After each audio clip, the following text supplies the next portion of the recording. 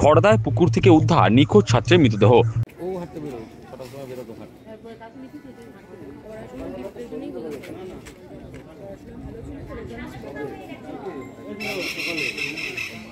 সোমবার সকালে বাড়ি থেকে হাঁটতে বেরিয়েছিল খড়দার কল্যাণনগর বিদ্যাপীঠের সপ্তম শ্রেণীর ছাত্র সম্রাট দাস। তার বাড়ি খড়দা পুরসভার ৮ নম্বর ওয়ার্ডের পানশিলা খালপাড় এলাকায়, কিন্তু সে বাড়িতে ফেরেনি। চারিদিকে খোঁজ চালিয়ে সন্ধান না মেলায় রহরা থানার নিখোঁজ ডায়েরি করা হয়েছিল। অবশেষে মঙ্গলবার সকালে বাড়ির পিছন দিকের দক্ষিণ পল্লীর একটি পুকুরের ছাত্রের মৃতদেহ ভাসতে দেখেন স্থানীয়রা। খবর পেয়ে রহরা থানা পুলিশ এসে মৃতদেহ উদ্ধার করে ময়নাতদন্তে পাঠিয়েছে।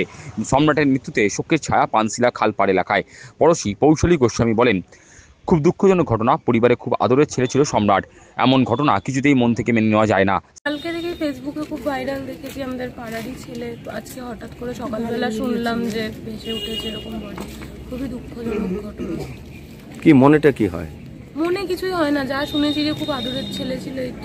যা বললেন অনেক ভালো ছেলে ছিল। আমাদের কি পড়াশোনা নিতে পারেনি চাপ? সেটা বলতে পারবো না, এই বয়সে তো পড়াশোনার চাপ তো এত হওয়ার কথা না, যার জন্য কিছু না, অনেকের আশা থাকে যে এত নাম্বার পাবো, এত নাম্বার কম পাচ্ছি। সেই সব জানি না, তো ছোট বাচ্চা, এর এখনই কি চাপ থাকবে? এমন না মাধ্যমিক উচ্চ মাধ্যমিক এইসব কিছু দিয়েছে বা এরকম পড়াশোনার কিছু কোনো জানা নেই। ক্লাস 7-8 এর বাচ্চা, ওর আর কত চাপ থাকতে পারে পড়াশোনায়?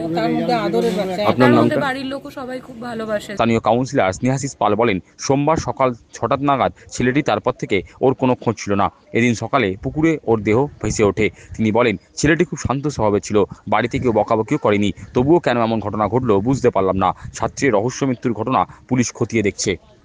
কালকে যখন খবর পাই, ওর বাড়ির লোক বলে যে সকাল 6টার সময় ছেলেটি হাঁটতে বেরিয়ে নিখোঁজ হয়ে গেছে, তাকে খুঁজে পাওয়া যাচ্ছে না।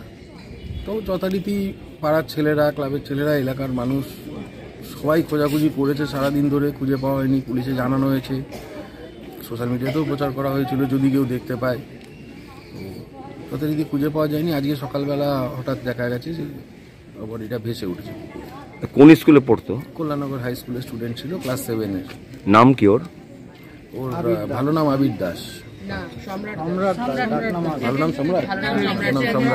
ভালো নামটা কি? সম্রাট দাস। আচ্ছা, কি কারণটা কি বোঝা গেল? কারণটা এক্সাক্ট বলা মুশকিল এখন কি হয়েছিল, কারণ ছেলেটি ওর বাড়িতে খুবই আদরের ছিল এবং বাড়ির লোক কিন্তু সেরকমভাবে বকাঝকা করা বা মারধর করা সেরকম কিছু করতো না, আমরা যতদূর জানি। এবং খুবই শান্তশিষ্ট ভালো ছেলে ছিল। বলা মুশকিল কিভাবে কি হয়েছে। কি মনে হচ্ছে, আপনার অনুমান কি মনে হচ্ছে?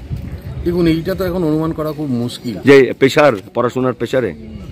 পড়াশোনার প্রেশারে একটা ক্লাস 7-এর ছেলে, 13-14 বছর বয়স, তার পড়াশোনার প্রেশারে এরকম মেন্টালিটি আসাটা খুবই মুশকিল। বাকি কি হয়েছে সেটা তো অনেক সময় ভালো ছাত্র প্রেশার নিতে পারে না, তো নাম্বার কম পাবো এরকম টাইপের বলা মুশকিল। নাম্বারটাই তো জীবনের সব নয়।